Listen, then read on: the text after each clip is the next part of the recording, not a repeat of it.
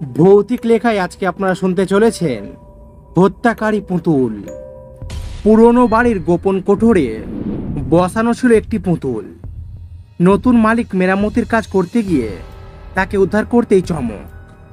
পুতুলের হাতে একখানি চিঠি, আর সেই চিঠি লেখা হয়েছে খোদ উদ্ধারকারীর উদ্দেশ্যে। চিঠিতে স্পষ্ট খুনির হুমকি দেওয়া হয়েছে উদ্ধারকর্তাকে।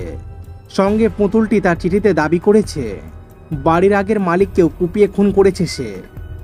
লিভারপুলের ওই বাড়িতে দিন কয়েক আগেই এসে উঠেছেন প্রাথমিক স্কুলের শিক্ষক জোনাথন লুইস।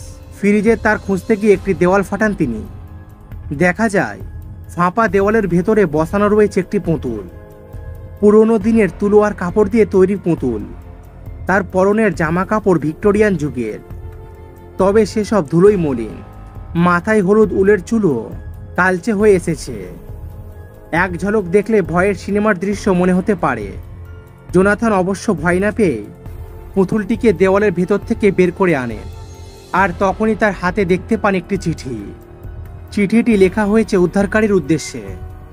প্রথমে ধন্যবাদ জানিয়ে তাতে লেখা হয়েছে, আমার নাম এমিলি।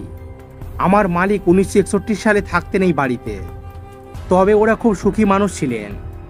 আমার ভালো লাগতো না, তাই ওদের চলে যেতে হয়েছিল।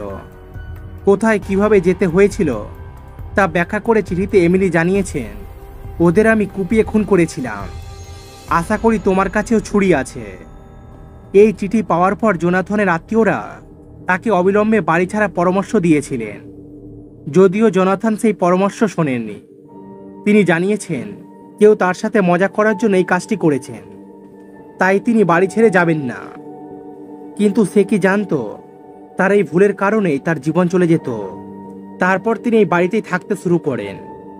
হঠাৎ তিনি একদিন বাড়িতে স্নান করতে যান, আর তখনই সে কিভাবে বাথরুমে স্লিপ খেয়ে পড়ে যান, আর তার মাথায় এমন আঘাত লাগে যার কারণে সে মৃত্যুবরণ করে।